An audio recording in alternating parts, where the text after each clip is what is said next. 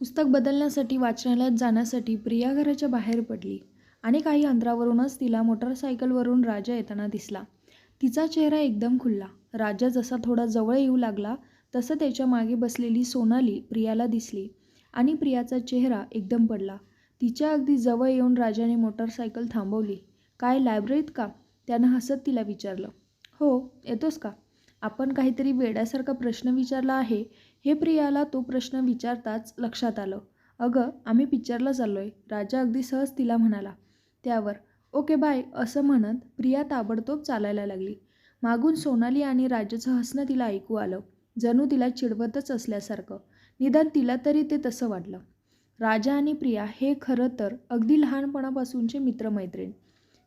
एकाच कॉलनीत राहत असल्यामुळे त्यांच्या आयांचं एकमेकांकडे जाणं व्हायचं आणि लहान वयातील हे दोघंही आपल्या आयांबरोबर असायची. अगदी भातुकली खेळतानाच्या दिवसांपासून राजाला आपला नवराच मानला होता प्रियानं.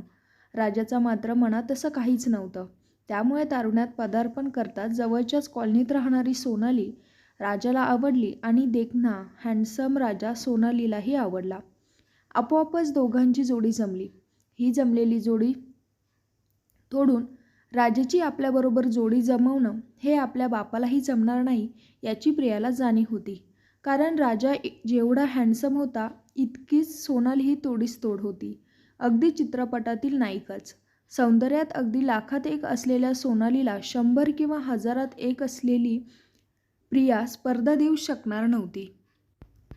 इकडे प्रियाच्या आईबाबांचं तिच्यासाठी स्थळ बघणं चालू होतं आणि राजाच्या बाबतीत आपलं मिशन इम्पॉसिबल आहे याची जाणीव असल्यामुळे प्रियानंही यावर संशोधनास विरोध केला नव्हता.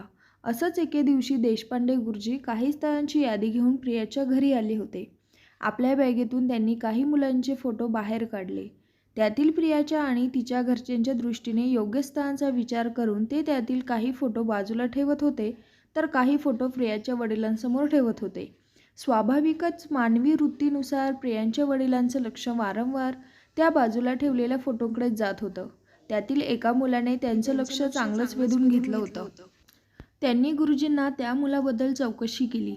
"खरं तर तुमची नजर अगदी पारखी आहे. हा मुलगा खरंच खूप चांगला आहे. देवांश रानडे याचं नाव. पण सॉरी, प्रियासाठी इथं काम होईल असं वाटत नाही," गुरुजी प्रियाच्या वडिलांना म्हणाले. "का बरं?" वडिलांनी विचारलं. "अहो, फारच मोठी फॅमिली आहे. कुटुंबाचा फार मोठा व्यवसाय आहे. मुलगा तोच व्यवसाय पाहत आहे. अक्षरशः गडगंज संपत्ती आहे." "ओह, म्हणजे त्यांना पण तितकेच तोलामोलाचे लोक लागणार," वडील म्हणाले. "तसं नाही, मंडळी खूपच चांगले आहेत. तशी त्यांची काही अपेक्षा नाही. त्यांना सून दिसायला मात्र अगदी लाखात एक असायला हवी आहे." "अहो, आपली प्रियाही काही कमी नाही आहे. स्मार्ट आहे, चांगली शिकलेली आहे." "गुरुजी, करा ना येथे प्रयत्न. शेवटी देवाच्या मनात असेल तेच होईल." प्रियाच्या बाबांनी आपला आग्रह कायम ठेवला आणि मग देशपांडे गुरुजींनी दोन्ही बाजूंची एक बैठक लगेच फोनवरच करून टाकली. ठरल्या दिवशी कांद्यापोह्यांचा कार्यक्रम झाला आणि अपेक्षेप्रमाणे मुलाकडच्यांकडून दुसऱ्या दिवशी नकार आला.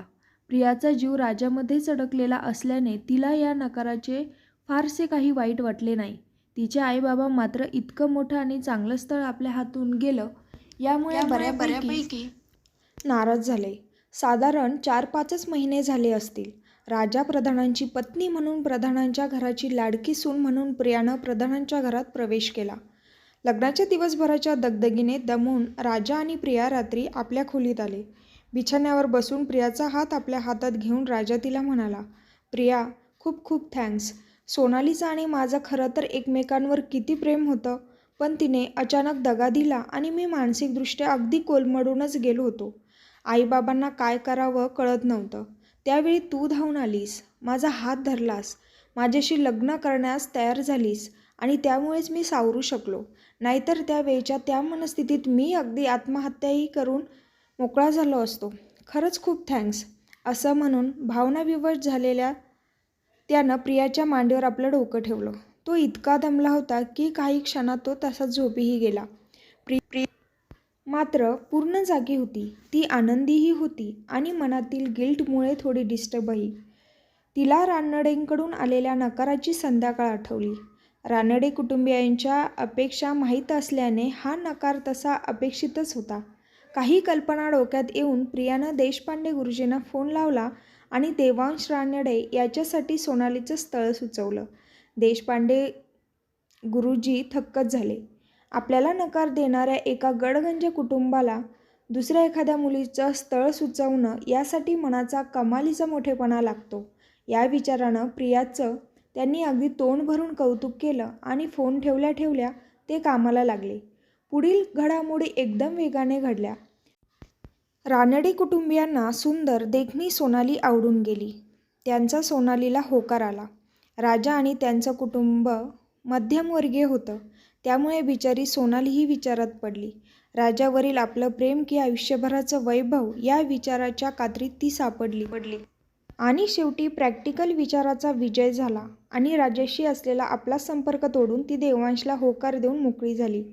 दोन्हीकडच्या मंडळींना लग्न पार पाडण्याची घाई असल्याने आणि थांबण्याचेही काहीच कारण नसल्याने लग्न सोहळाही काही दिवसात संपन्न झाला.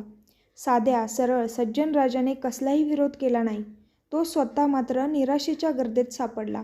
अर्थातच प्रिया त्याच्या मदतीला धावून गेली आणि तिच्या सोबतीने तोही लवकर स्वतःला सावरू शकला. प्रियाशी काही दिवसात लग्न करून तोही मोकळा झाला.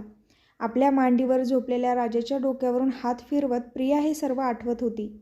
रानडे कुटुंबियांसाठी सोनालीचं स्थळ प्रियाने सुचवलं आहे हे कोणालाही सांगणार नाही असं वचन तिनं देशपांडे गुरुजींकडून घेतलं होतं.